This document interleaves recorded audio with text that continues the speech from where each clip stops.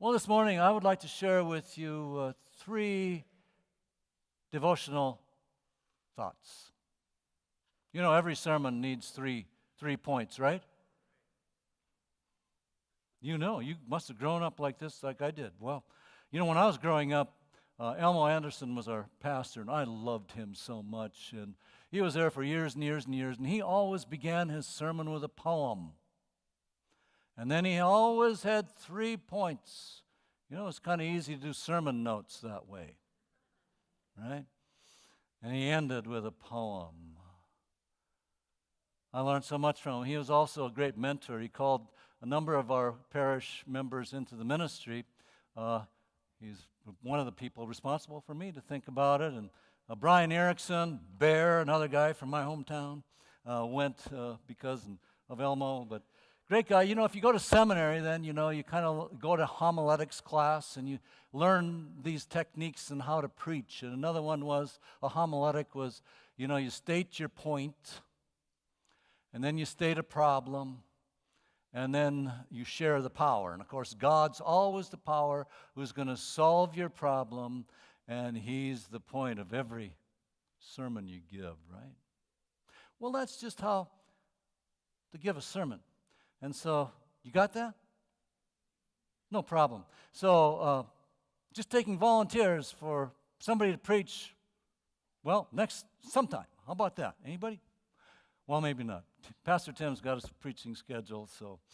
But anyway, if you're called to preach, you can use one of those. Yeah, come and see him. He said, well, there you go. An invitation. We had a preaching professor, well, I'm interrupting Dwight here, but we asked how many points a sermon should have, and he said, well, you better have at least one. So Yeah. Yeah, you need at least one. This is like perfect. Yeah, we got at least one. Yeah, well, we're going to try to remember them. But anyway, so it's fun. Elmo Anderson, he was the original. I grew up having fun in church, and I think it's really important for our kids to have fun with God and their faith walk, and all of us really. And, you know, I don't know if you know preachers' kids. I have some of them myself, and so they get really comfortable at church. And so I just had a memory last night after the church thinking about Elmo. He had a son named Tim, and we were 5 years old, and he invited me back to his dad's office at the church and said, you know, we should have communion. Because he knew where the wafers were. And so guess what? My first communion was at age 5. But I think God understands. He's graceful. He's loving. He's always with us. He comes to us in many great ways. Well, anyway, 3 points. Number one, Pastor Tim said it's Ash Wednesday coming up this week. That means the season of Lent begins, but that means we're saying goodbye to the season of Epiphany. So I want to center some thoughts on this great season of the church year where we're encouraged to be open, to be attentive, to be observant to God's appearing to us and revealing Himself to us. Because that's what Epiphany means. It means God showing, God revealing Himself to us, and He does so in many and various ways. And the epiphany of God coming to us has a function for us in our faith. Epiphanies bolster our faith so that we might believe. They're so important. Now, just because the season ends doesn't mean we look for God's appearing in our life. We do this every day. So I'd like to just talk about that, and I want to say to you, I need epiphanies in my life. Number two, just want to talk about Transfiguration Sunday. The last Sunday of the Epiphany season always culminates in the reading of the first gospel reading that you heard today, the Epiphany Transfiguration story. We have new paraments. This parament comes out on special days like Transfiguration, Easter, Christmas, and All Saints,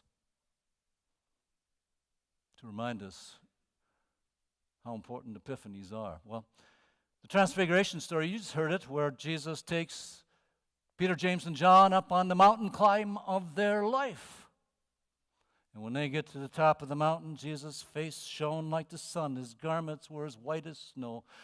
God spoke to him and said, "This is my son." It's the epiphany of epiphany stories, and there they are on top of that mountain.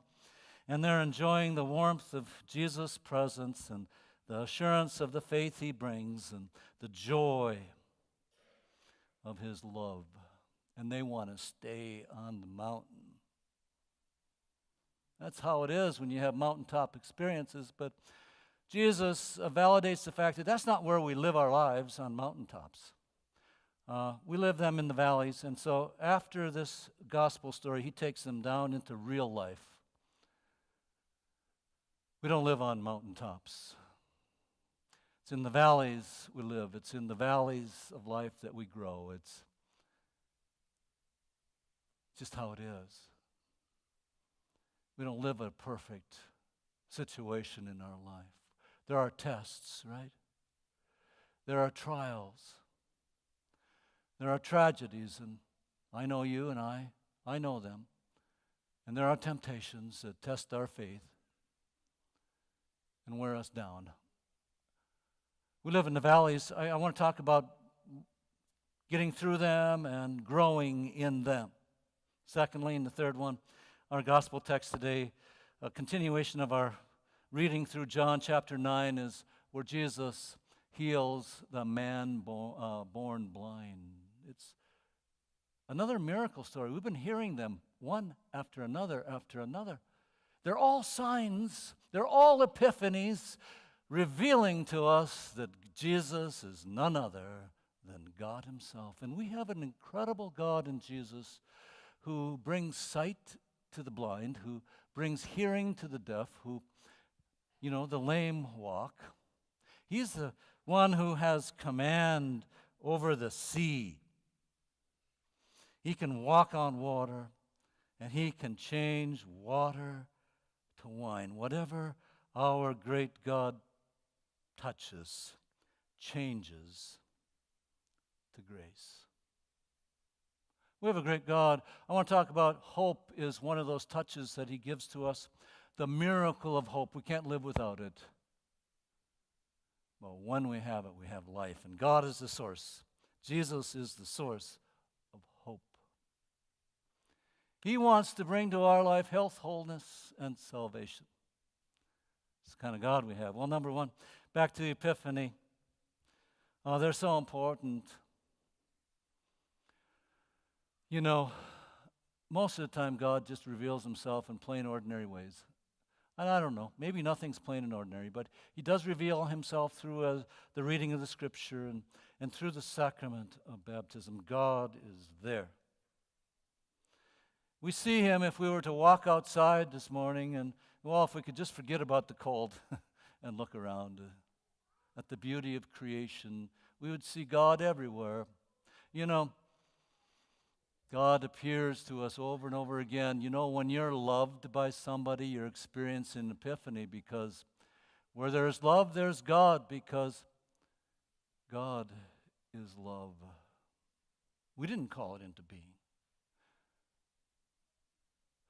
Well, epiphanies are so incredibly important. I think it's important we think about them, talk about them, because it bolsters us in faith to help us to believe. I looked for them myself a few weeks ago. My wife and I, she was at church this morning. We had a great epiphany when we went to the Grand Canyon. I think I mentioned this on a Wednesday night. And I don't know if you've been there, but there's this trail that you kind of approach the Grand Canyon. You got to go through a few trees. And when you get to the rim, bam, there it is. 10 feet or 10 miles wide, a mile deep. And wow. For me, the experience going to the Grand Canyon was walking up that trail was like shaking hands with God. I said, wow. It was awesome. It was wonderful. God was present. It bolsters my faith. Epiphanies. I know we have some Stephen ministers here. On Thursday night we have a meeting. We always have education along with our meeting. And we had Christine Knapp, a counselor there, who was teaching us about self-care as caregivers, because the best thing we can give somebody else in life is a healthy you. no matter what you are. Best thing you can give your child is a healthy you. So self-care, but really she was teaching us about spiritual disciplines and practices and keeping our spirit well, our soul well. And when we do that, we will be well and we have something to offer. And she told us one thing that we could do to do that, and it was journaling. And I really haven't done this in my life, but it was an epiphany to me, and I'm going to try it.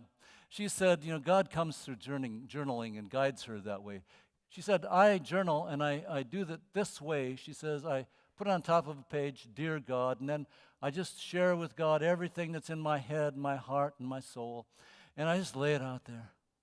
But then I separate myself and I be still for a while. And she quoted Psalms, be still and know that I'm God. And after a while, she said, I sit down and I write, Dear Christine. And she says, when I write, Dear Christine, I'm believing that it's God writing back to me. She said, it's been amazing to me how God has guided me through those journals. Now, God appears to us in many different ways. We are encouraged in this season to be observant, attentive, and open to God's appearing so that we might be bolstered in faith, so that we might believe. I need Him. I don't know about you, I'll have the Transfiguration story. That mountain climb. What goes up must come down. That's just, we don't like it, but that's just how it is. We grow in the valleys. We need to get through the valleys. But it's in the valleys that we grow. And I was thinking, what makes a great athlete? Have you been watching the Olympics? Yesterday afternoon and night I was watching, and there on TV you see, the thrill of victory. Whoa, that's sweet. That's a mountaintop. And there's tears because, wow, all the work's paid off. But then you also see in defeat the agony of defeat, and you also see tears. But you know that each great athlete has put in the work, has done the preparation, has just wanted to get better, and they get better in the valleys. That's where you develop. Well, I also like the game of basketball. My favorite player, like so many other people, is Michael Jordan. He was asked not too long ago in an interview what made him so great, why he had such great success. Well, here's how he answered. He said, first of all, I was cut from my high school basketball team. He said, secondly, in my NBA career, I missed 9,000 shots. And he said, number three, he said, I was called on to take many game-winning shots. I just want to tell you, I missed 26 of them. You only remember the ones I made. That's what made me great. It's in the valleys we grow. It's where we're tested, and it's where we're refined. It's how we become better. That's true in our physical world. It's true in our emotional world. It's true in our spiritual world. How do we get through them? Well, Martin Luther said, hey, remember your baptismal theology. Here's how you get through the valleys, and here's how you grow. Remember your baptism every morning that you wake up, and remember that you're a child of God.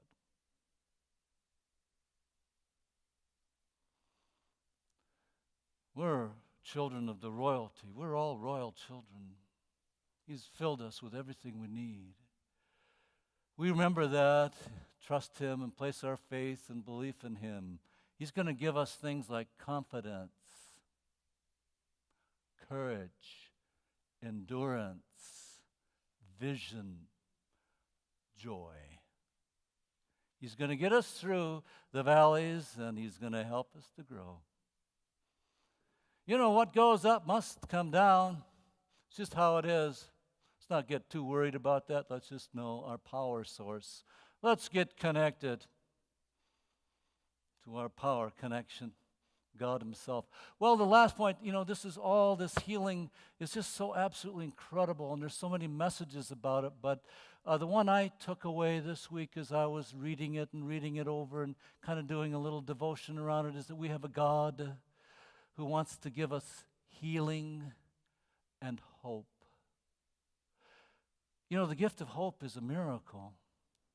It gets us to where we need to go and keeps us going.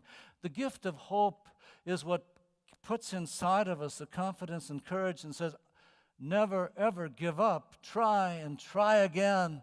With God's help, what's impossible for me is possible with Him. I just want to conclude today thinking about the gift of God's hope and how it's important for us and how it brings health, wholeness, and healing and salvation to our life. Sometimes, life gets tough, right? And we say, I'm tired. But God gives us hope. And He says, I'll give you rest. Sometimes we say, nobody really loves me, but God says, I love you. And sometimes we say, I can't go on. God says, my grace is sufficient.